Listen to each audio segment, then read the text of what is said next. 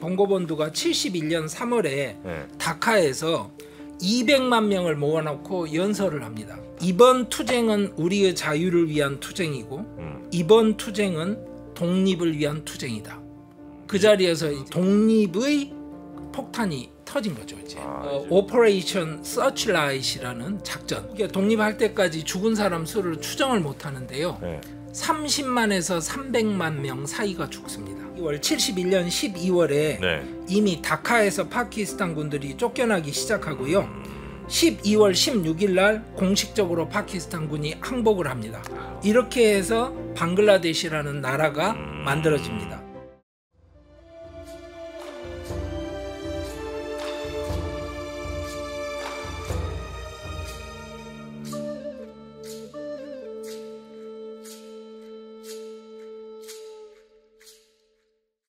강성현 교수의 남아시아 인사이드, 오늘도 아주 흥미로운 남아시아 이야기 여러분께 전해드리도록 하겠습니다. 반갑습니다. 저는 정프로고요. 저와 함께 오늘 남아시아 이야기 역시 전해주실 우리 강성현 교수님 모시겠습니다. 어서 오십시오. 예, 안녕하십니까. 네, 교수님 오랜만에 뵙습니다. 네, 저는 오랜만에 뵙습니다. 예, 오랜만에 뵙습니다. 그러니까요. 네, 우리 교수님 컨텐츠가 너무 재밌어서 저도 이제 유튜브에 있는 거를 종종 보다 보니까 남아시아 이쪽에는 일단 컨텐츠 자체가 많진 않은데 거의 뭐 교수님 컨텐츠가 다 독점을 하고 있는 것 같습니다. 저런요. 아직까지는 남아시아가 일반인들에게 그렇게 널리 알려진 지역은 못 되는 것 같습니다. 네.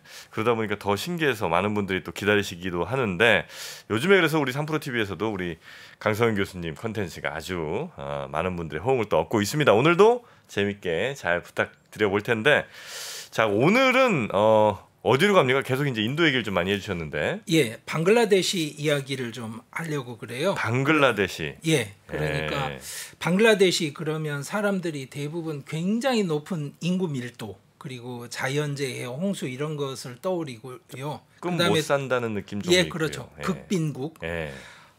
그런데 실제로는 방글라데시가 최근 들어서, 그리고 그 전에도 인도보다 1인당 GDP가 더 높은 나라라는 거를 아는 사람이 별로 많지가 않고요. 방글라데시가 인도보다 더 높아요? 예, 높은 적이 많았습니다. 아, 그렇습니까? 예, 그러니까 이런 방글라데시 상황에 대해서 좀 더 객관적으로 좀 이해를 해볼 필요가 있고요. 특히 한국이라는 나라에게는 굉장히 중요한 파트너가 될 거라고 저는 생각을 하고 있기 때문에. 우리랑요? 예, 그렇습니다. 국제 지정학적으로도 그렇고 산업 구조도 그렇고 인구 구조도 그렇고.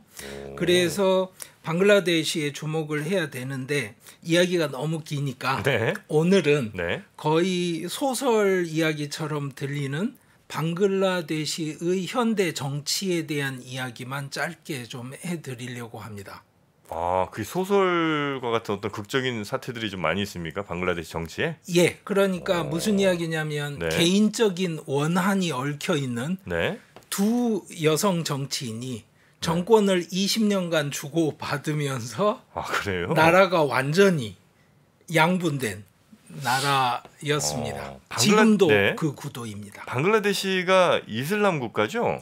예, 맞습니다. 근데 두 대표 정치인들이 여성이에요? 예, 맞습니다. 지금도 그렇습니다. 좀 독특하네요, 이거는. 제가 흔히 생각하는 이른바 그 무슬림 국가에서는 여성분들이 그렇게 정치 일선에 나서지는 않지 않나 이런 생각을 했는데 그렇지는 않군요. 그렇지가 않습니다. 그래서 그거를 약간의 좀 이야기거리 겸 방글라데시를 이해하기 위한 모티브로 좀 설명을 드리려고 그래요. 최근에 22년 5월에 인도 언론에서 상당한 양의 보도가 나왔었습니다. 무슨 보도였냐면 2021-22 회계년에 인도가 다시 1인당 GDP에서 방글라데시를 넘어설 것이다. 근데 이런 보도가 왜 중요하냐면요. 방글라데시가 당연히 인도보다 1인당 GDP가 낮지 이런 이야기를 할 상황이 아니라는 뜻입니다. 인도는 방글라데시 넘어서는 게 나름 꽤 중요한 일인 모양이죠? 예전에는 당연했죠. 인도가 남아시아를 지배하고 있는 패권국이고 그렇겠죠. 독립을 할 때 인도의 힘으로 독립을 했고 방글라데시가 도움을 받았거든요. 네네네. 그러니까 그 과정을 거치자면 큰 형인데 작은 형이 지금 연봉이 작은 아들이 훨씬 더 연봉이 많은 상황이 됐다. 뭐 이런 상황에 대해서 네네네. 인도 대중들도 처음에는 약간 어이없어 하다가 문제의식으로 받아들이기 시작한 겁니다. 그래요? 지금 인도 경제 정책이 이게 맞는 건가? 그래서 지금 보여드리는 이 그림을 보시면 네. 여기에 나와 있는 게 바로 그 방글라데시 GDP 성장률이 인도보다 훨씬 높아지는 국면을 보여주고 있지 않습니까? 그런데 네. 20년에는 당연히 그 코로나 사태가 있었고요. 네네네. 방글라데시보다 인도가 훨씬 더 타격이 컸었습니다. 그러니까 그 이후로는 1인당 GDP가 훨씬 더 높아졌겠죠. 예를 들어서 추정치인데 20년, 21년 그 회계연도에 방글라데시 1인당 GDP가 2,227달러 정도. 그런데 인도가 1,947, 많이 떨어진 것이긴 합니다. 코로나 때문에. 이런 정도의 추정치가 나오고 이러니까 인도 여론은 이제 아니 잘하고 있다고 선전을 계속 하던데 방글라데시보다 못하단 말이야? 이런 상황이 돼가는 거죠. 그러니까 정치인들도 신경을 안 쓸 수가 없고요. 그래서 이런 보도가 나오는 겁니다. 그런데 여기에서 약간 조심해야 될 것들이 있습니다. 뭐냐면 이 그림을 보시면 방글라데시 성장률이 굉장히 높게 나타나는데요. 방글라데시 경제를 이루고 있는 두 축은 실제로는 수출 그리고 해외에서 노동자들이 송금해 주는 겁니다. 그러니까 수출과 노동자 송금이 아래 그림으로 나타나는데 수출하고 노동자 송금이 그다지 많이 늘진 않았는데 갑자기 GDP는 굉장히 느는 걸로 보이잖아요. 그림이. 그러네요. 예, 그러니까 무슨 이야기냐? 민간 연구소에서는 저 데이터 못 믿겠다. 그러니까 제가 말씀드리고자 하는 것은 방글라데시에서 발표한 데이터를 믿을 수 있느냐 문제는 논외로 하고 약간 고려를 해주십사 말씀드리는 것입니다. 신뢰성에 약간 좀 의문을 제기할 수는 있으나 뭐 그건 우리가 지금 확인할 수가 없는 거니까. 그렇죠. 일단 믿고 넘어가겠습니다. 그리고 중국 데이터를 보는 것과 비슷하게 반응을 하시면 됩니다. 무슨 말이냐면 경향성을 봅시다. 숫자 자체보다는. 자, 방글라데시라는 나라를 한번 보여드리면 이렇게 생겼습니다. 그래서 인도가 위쪽, 왼쪽, 오른쪽을 감싸고 있고요. 동쪽 아래로 미얀마와 국경을 접하고 있습니다. 그래서 최근에 이제 뉴스에 많이 나왔던 로힝야 난민 사태가 저기에서 지금 벌어지고 있는 것이고요. 그래서 좀 더 큰 그림을 보시면 이렇게 되어 있습니다. 그러니까 중국과 직접 접하고 있지는 않지만 중국과 상당한 거리를 두고 가까이 있는 편이고요.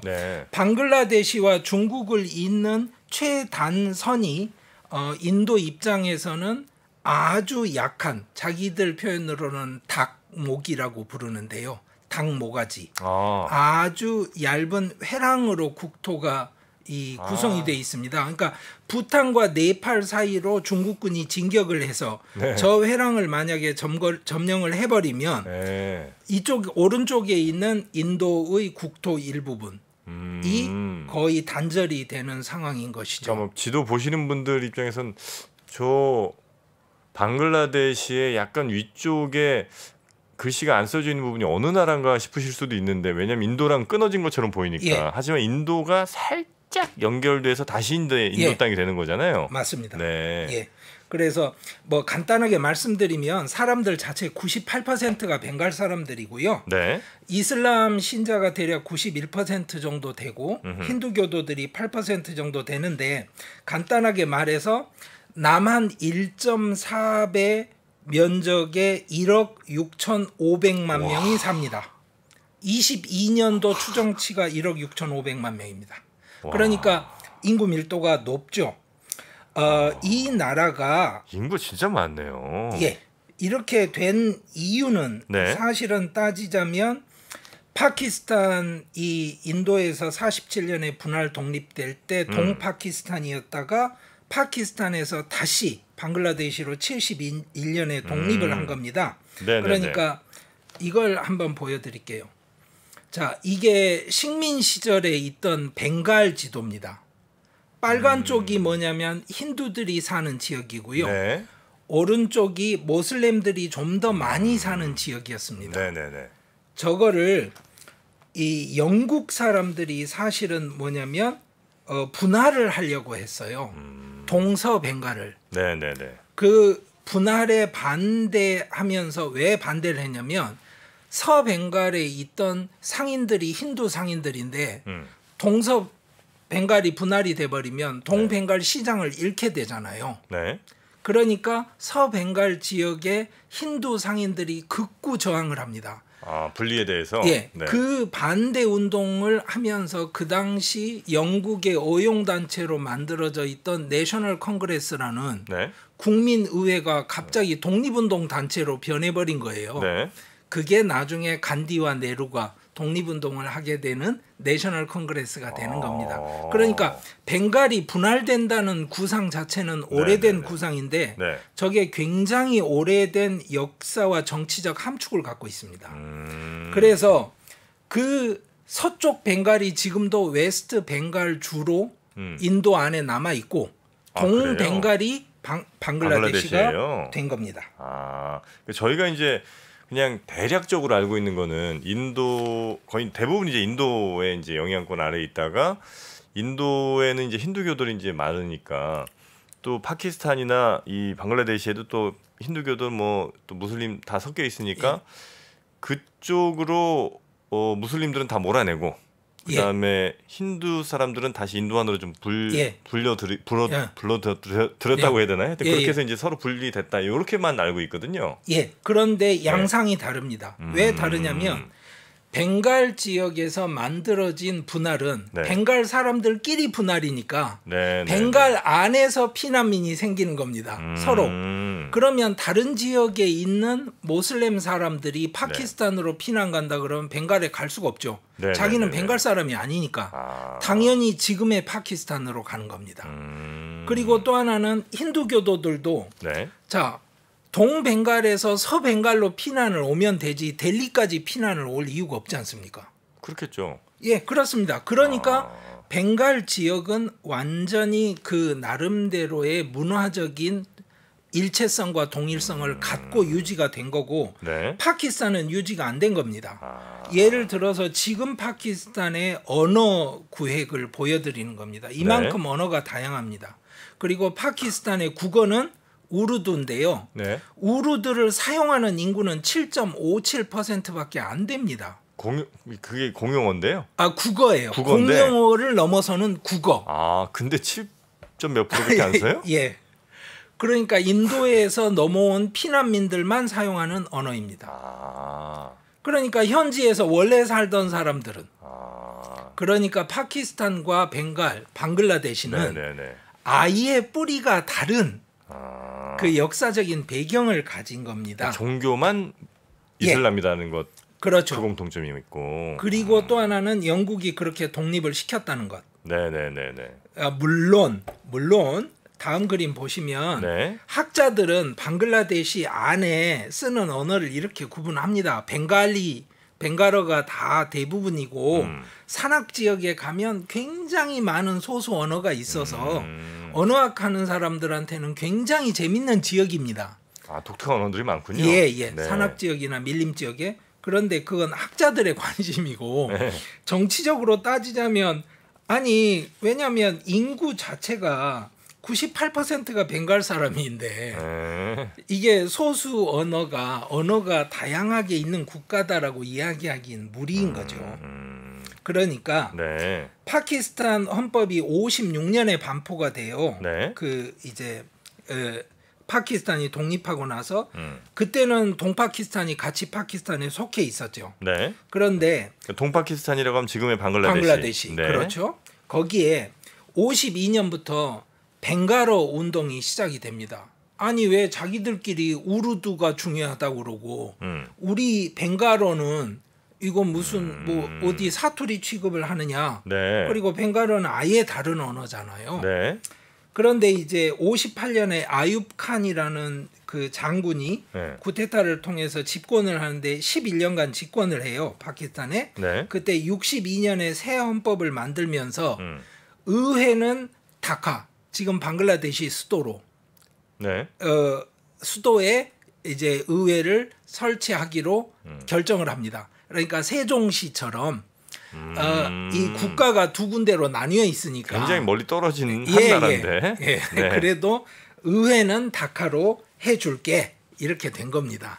일정 정도 뭐라도 해줘야 되잖아요. 네네네. 그런데 이때 이제 65년에 대통령 선거가 벌어지는데 네. 그 파키스탄을 독립시킨 진나라는 지도자의 부인이 살아 있었어요. 그 당시에. 그 여자 이름이 파티마 진나입니다. 네. 이 파티마 진나하고 군부 통치를 하던 아윳 칸 장군하고 붙었는데 네. 얼마나 세게 붙었겠습니까? 그때 아와미 리그라고 그래서 평민당, 지금 방글라데시의 집권당입니다. 네. 평민당은 파티마 진나를 지지를 합니다. 네. 그러니까 그 아윳 칸 장군 눈밖에 난 거죠. 벵갈 이 자식들이 전부 다 저쪽 편을 든단 말이야, 이렇게 된 겁니다. 내가 의회까지 거기다 내주기로 예, 했는데. 예. 네. 그래가지고 있던 상황에 65년에 인도하고 파키스탄이 전쟁을 하게 되니까 벵갈 지역에서 난 전쟁은 아닌데 국가 간의 전쟁이잖아요. 네.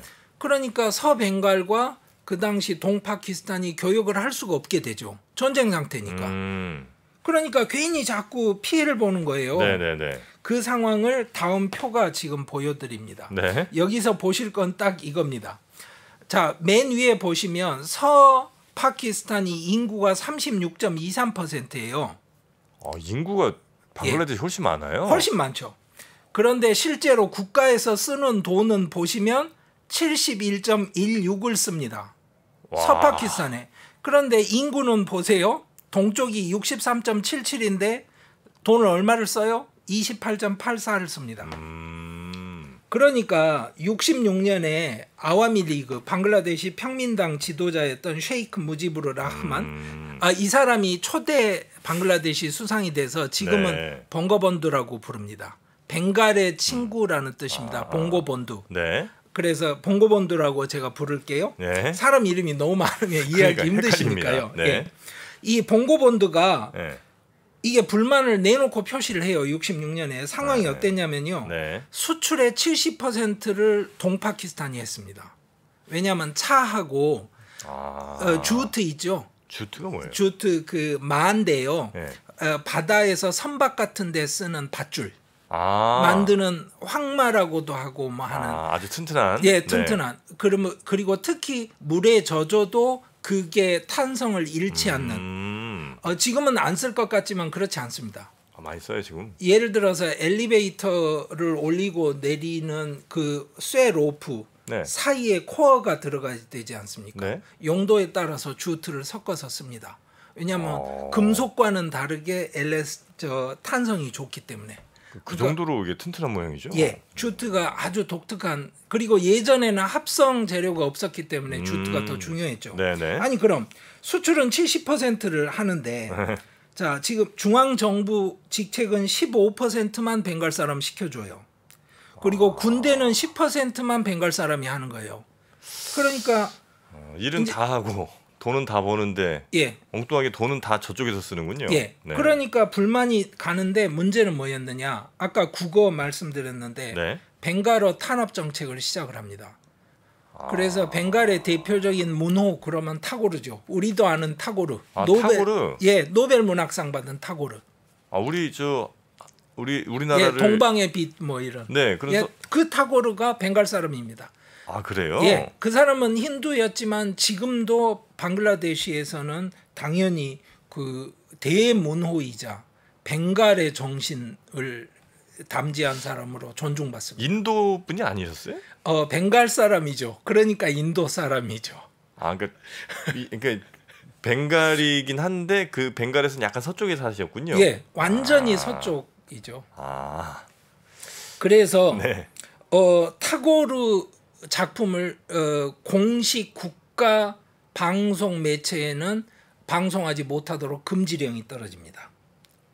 어디에서? 파키스탄에서? 파키스탄에서. 그러던 차에 1970년에 사이클론이 와가지고요. 네. 50만 명이 죽습니다. 그런데 국가에서 해주는 게 없었어요. 그러니까 이제 정말 화가 난 거죠. 네네네네. 그래서 이제 70년 12월에 선거가 벌어졌는데, 자, 선거를 하면 지역구가 있을 텐데 파키스탄이 자 서파키스탄이 있고 동파키스탄이 있고, 네. 동파키스탄의 그 지역구에서 의석수가 167석인 9석인데 네. 그 중에 167석을 그 봉고 본두가 이끄는 평민당이 차지해버립니다. 그럴만하네요. 네. 그러고 나니까 이제는 야 우리가 이제 이쪽에 정부를 구성할 거야. 자 우리 나를 수상시켜줘 이랬는데 그때 있던 장군이 이제 아히아 칸이었는데 계속 시간을 끕니다. 좀 기다려봐. 아 예, 그렇죠. 다시 이야기해보자, 뭐 검토해보자. 그러다가 결국에 봉고본두가 71년 3월에 다카에서 200만 명을 모아놓고 연설을 합니다. 다카가 이제 방글라데시 수도죠 지금. 네. 예. 거기에서 뭐라고 연설을 하냐면 이게 이제 벵갈 사람들이 다 기억하는 명연설의 그 핵심 문장인데요. 이번 투쟁은 우리의 자유를 위한 투쟁이고 이번 투쟁은 독립을 위한 투쟁이다. 그 자리에서 이제 소위 말해서 독립의 폭탄이 터진 거죠. 이제 우리는 독립한다. 예. 공식 선언합니다. 예. 그러고 나니까 야히야 칸이 3월 25일 날 광주 민주항쟁을 생각하시면 됩니다. 오퍼레이션 서치라이트라는 작전, 즉 서치라이트 탐색등 뭐냐 다 잡아내서 속간해서 죽여버리겠다. 독립운동하는 애들 내 가만 안 두겠다. 예. 그래서 특히 그 당시 학생운동, 벵가로 운동했던 지식인들 집 주소 리스트를 갖고 군인들이 전부 다 가서 집에서 다 쏴 죽여버립니다. 그래서 결국에 독립할 때까지 죽은 사람 수를 추정을 못 하는데요. 30만에서 300만 명 사이가 죽습니다. 아니 그게 조사가 잘 안 되나요? 예. 그러니까 그 당시 죽고 나서 빨리빨리 또 그 시체는 처리를 해야 되고 내전 상황에 들어가 버렸기 때문에 그 이후로는 거의 정리가 안 되는 게 됩니다. 그러니까 봉고본두는 당연히 이제 잡혀서 파키스탄으로 비행기 타고 이송이 됐고요. 이 상황이 되고 나니까 사람들이 참을 수가 없는 거죠. 그리고 벵갈 출신 군인들은 전부 다 서파키스탄에 대기 명령이 떨어집니다. 그러니까 벵갈로 못 돌아가게 묶여 있는 거예요. 그러니까 민간인들만 있는 곳에 와서 이제 학살을 시작하는데 특히 이제 파키스탄을 지지하는 사람들이 벵갈 지역에도 있을 것 아닙니까? 네. 이슬람 극단주의자들이 뭐 있겠죠. 예, 그 무장 단체를 만들어서 이제 학살에 동참을 합니다. 무슨 민병대 비슷하게. 예, 민병대들이 맞습니다. 그럴 때 71년에 그래서 이제 게릴라 전쟁이 일어나니까 수백만 명이 피난을 가죠. 벵갈 지역으로. 인도 내에 있는 서벵갈 주로. 방글라데시에서. 그러니까 인도는 이게 이제 감당이 안 되는 거예요. 수백만 명 난민이 발생하지. 이거 뭐 완전히 제노사이드 상황이 되는 거 아닙니까? 그러니까 물밑으로 지원을 시작해요. 게릴라들에게 총도 대주고 이제 비공식적으로 일부 인도 군인들을 지원을 해주기도 하고. 인도가 그러니까 동파키스탄 즉 방글라데시 쪽에 국민들한테 좀 지원을 시작을 하죠. 어쨌든 인도는 파키스탄이랑 워낙 또 사이가 안 좋고 하니까. 그리고 또 벵갈이니까 관리를 안 할 수가 없죠. 그랬었는데 71년 11월에는 다카를 빼고는 전부 다 게릴라가 장악을 하는 상황이 벌어집니다. 그러니까 파키스탄 군이 제대로 전쟁을 못 하는 거예요. 생각해 보시면 얼마나 멀리 떨어져 있습니까? 그렇죠. 예. 그리고 이 사람들은 지금 너무나 분노를 한 상황인데 인도에서 힘을 보태줬어요. 비공식적인 확인 내용이지만 인도 군의 경전차까지 그때 이미 투입이 된 걸로 알려져 있습니다.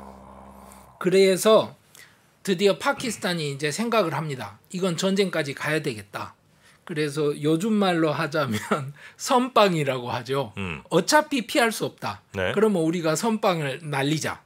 이래서 파키스탄 공군이 인도 그 공군 공항을 폭격을 시작을 해서 공식적으로 방글라데시 독립 전쟁이 시작이 됩니다. 아, 그 인도가 이제 본격적으로 공개적으로 참여를 하게 되는군요. 예, 이게. 그렇죠. 파키스탄이 폭격까지 했으니까. 네. 그러니까 이제 인도군이 본격적으로 참전을 하게 되고 벵골만에서 해군들끼리 전쟁을 또 하게 되지 않습니까? 네. 이게 굉장히 중요한데요. 초창기에 그 지금도 파키스탄 군대의 역사에서는 전설로 남는 네. 뭐 항고르 뭐 이런 이야기가 있습니다. 그게 뭐냐면 파키스탄 잠수함이 네.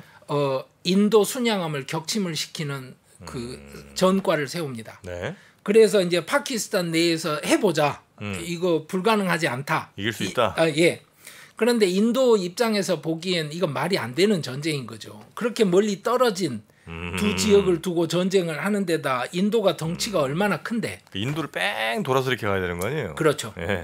비행기로 가지 못하면. 네. 그러니까 결국에 뭐냐면 71년 12월에 네. 이미 다카에서 파키스탄 군들이 쫓겨나기 시작하고요. 12월 16일 날 공식적으로 파키스탄 군이 항복을 합니다. 아, 그래요. 이렇게 해서 방글라데시라는 나라가 만들어집니다. 근데 이때 굉장히 우리가 모르는 중요한 게 있습니다. 네. 뭐가 있냐면 그때 벵골만에 뭐가 들어와 있었냐면 미국 항공모함 엔터프라이즈호가 들어와 있었습니다. 여기에 왜 들어와 있어요? 예, 그게 이제 굉장히 중요합니다. 한국 사람들은 이해를 못하는데 네. 방글라데시 독립을 막았던 제일 큰 세력은 미국이라고 이제 기록이 되어 있는 거고요. 방글라데시 독립을 막아요? 예. 왜? 그러니까 인도 너희들 까불지 마 이런 거죠. 그러니까 47년에 네. 분할이 된 다음에 네. 파키스탄과 인도를 러시아와 미국이 각자 자기 편으로 만들려고 계속 그랬는데 인도는 미국 말을 전혀 안 들었어요. 네. 그러다 보니까 파키스탄이 얼른 제가 미국 편 하고 싶어요. 이렇게 돼서 친미 국가가 됐어요? 예, 파키스탄이 친미 국가가 돼서 미제 무기를 계속 받으니까 인도는 엉겁결에 소련제 무기를 계속 받게 되고 네. 이 구도가 굳어져 버렸어요. 그랬는데 문제는 뭐냐? 이게 이제 방글라데시 독립전쟁이 일어나니까 파키스탄이 아예 국토의 절반이 없어지는 거 아닙니까? 네네네. 그러니까 미국 입장에서는 그때 키신저가 네. 이제 결정을 해야 되는 겁니다. 어떻게 할 건지. 그래서 그때 tonkin만에 있던 베트남 전쟁 중이었어요. 복잡한 네네네. 상황이었어요. 그러네요. 네. 근데 항공모함을 빼가지고 벵골만에 집어넣은 겁니다. 그래가지고 경고장을 날린 거예요. 인도에게. 너희들 까불지 마. 그래서 인도가 이미 실제로 인도군에게 명령이 들어갑니다. 항공 폭격에 대비해서 네. 빨리 대도시들을 다 장악하고 지상군의 완전한 승리를 먼저 선언을 해라. 이런 식으로. 네네. 그런데 그때 미국이 실제로 개입할 의사가 있었느냐, 겁만 주려고 했느냐. 네. 그리고 또 하나, 그럼 미국을 어떻게 막았느냐. 네. 이겁니다. 그 항공모함 맞은편에 네. 소련 순양함이 와 있었고요. 네. 소련 공격용 핵잠수함이 2대가 거기 와서 네. 한 대는 심지어 미국 그 항공모함 앞에 탄도미사일 발사 해치 뚜껑을 열어놓은 상태로 대치를 했습니다. 자, 거의 뭐 일촉즉발. 시작하면 3차 대전 간다. 그러니까 인도나 방글라데시 입장에서는 어떤 느낌이 들었겠어요? 야, 이거 진짜 뭐 잘못하면 큰일 나네요. 예, 그러니까 쿠바 미사일 위기 같은 분위기가 그때 벵골만에 있었어요. 네. 나중에 밝혀진 일입니다.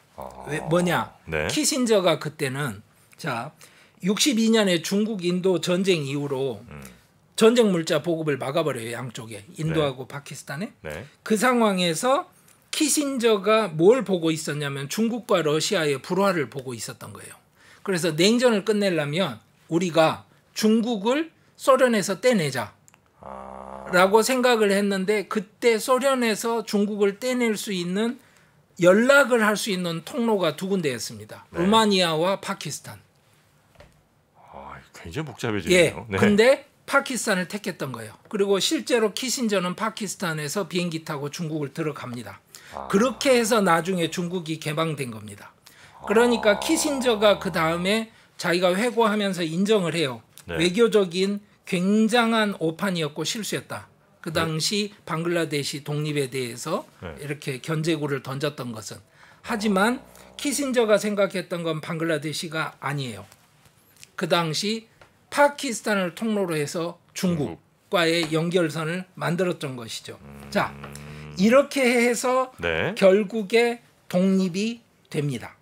그러니까 미국이 그때 했던 역할에 대해서 일반인들이 갖고 있는 그 인상은 한국 사람들이 생각하는 거랑 너무나 다른 거죠.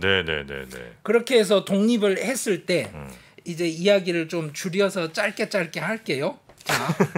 이미 그러시긴 늦은 것 같습니다. 아, 그래요? 네, 그래서 아마 그 두 여성 정치인 이야기 해주신다고 그랬는데 아마 그거는 다음 에피소드에서 아마 들어야 되지 않을까 하는 생각이 좀 드는데요. 그러면 그렇게 하시죠. 일단은 하여튼 이 파키스탄의 독립 이야기를 그럼 좀 마무리를 좀 하면서, 그러니까 그냥 저희가 그냥 표면적으로 알기로는 이제 제가 아까 말씀드렸던 정도, 그냥 종교가 서로 다르고 하니까 인도에 있는 사람들 중에 이제 무슬림들은 양쪽으로 가라, 뭐 동파키스탄, 서파키스탄 가고 그쪽에 있던 사람들 중에 힌두교도들은 그냥 인도로 들어와라, 이렇게 해서 서로 이제 찢어진 거 정도로 이제 생각을 했는데 그보단 훨씬 더 복잡한 일들에 플러스 냉전에 관련된 이야기들까지 여기 이제 짬뽕이 돼서 들어가 있었던 거고요. 그렇습니다. 그 상황에서 이루어진 전쟁이 방글라데시 독립 전쟁이었습니다. 그러니까 방글라데시 사람들은 원래는 파키스탄 사람들이잖아요. 그렇지 않습니까? 그러니까 인도하고 감정이 좋기가 힘들죠. 인도하고 그렇죠. 왜냐하면 파키스탄하고 인도가 갈라서서 독립을 했고 그때 이슬람 사람들이 힌두들하고 대규모 폭동을 너무 많이 겪었고 벵갈 내부에서도 그랬는데 독립을 할 때는 어떻게 됐어요? 독립할 때 또 인도 도움을 받았으니까. 인도 도움을 받았고 같은 모슬렘인데 파키스탄 사람들이 와서 학살을 했잖아요. 완전 원수죠 거기는. 근데 그러면 지금 방글라데시 사람들은 어느 쪽 편이에요? 방글라데시는 지금 인도랑 그래도 더 친하지 않을까 하는 생각이 드는데 그렇지 않나요? 그게 제가 말씀드리고자 하는 내용입니다. 다음 편에 말씀을 드려야 될 것 같네요. 그럼 그 한쪽이 친인도, 한쪽이 친파키스탄 쪽이에요? 정확합니다. 바로 그거를 이해를 못하시면 방글라데시 정치를 이해를 못합니다. 그렇습니까? 그래서 이렇게 말씀을 드린 거고 그 친파키스탄, 친인도 구도가 독립전쟁 때는 또 뭐하고도 관계가 돼 있냐면 친소련, 친미국 구도하고도 관계가 돼 있죠. 여기는 이제 완전히 예를 들면 다른 나라들은 뭐 진보니 보수니 뭐 이렇게 이제 가기도 하고 뭐 노동당 보수당 이렇게 가는데 여기는 이제 친 어디 요거가 제일 핵심되는 갈라서는 지점인 거군요. 그렇죠. 그게 또 하나는 종교가 갈라서는 지점이기도 해요. 같은 모슬렘인데 극단주의 모슬렘 원리주의자들은 친파키스탄 지향이 강하고 그 다음에 온건주의 세속주의 이슬람을 믿는 사람들은 친인도 계열. 여기는 뭐 시아파니 수니파니 요렇게는 분류를 안 합니까? 있습니다. 그게 일부가 있긴 하지만 그 분류는 크게 의미가 없어요. 그래요? 누가 조금 더 원리주의자들이냐 누가 조금 더 세속주의자들이 요 차이가 있는 거군요. 알겠습니다. 자, 일단 오늘 우리 강서영 교수님과 함께 아주 흥미로운, 물론 이제 우리 입장에서 흥미롭고 이제 그들에게는 굉장히 또 아픈 역사이긴 할 것 같습니다만 그 파키스탄, 방글라데시죠. 이 방글라데시의 독립 과정을 저희가 한번 쭉 살펴봤고요. 그 과정을 이해하니까 이제 아마 다음에 이야기해 주실 방글라데시의 아주 피 튀기는 정치 전쟁 요 이야기에 우리가 기본적인 좀 탑재를 좀 한 것 같습니다. 그럼 이제 다음 에피소드에서 방글라데시 두 여성 정치인의 피 튀기는 전쟁을 우리 강서영 교수님께 좀 이어서 듣도록 하겠습니다. 자, 그러면 우리 강서영 교수님 다음 시간에 뵙겠습니다. 고맙습니다. 감사합니다.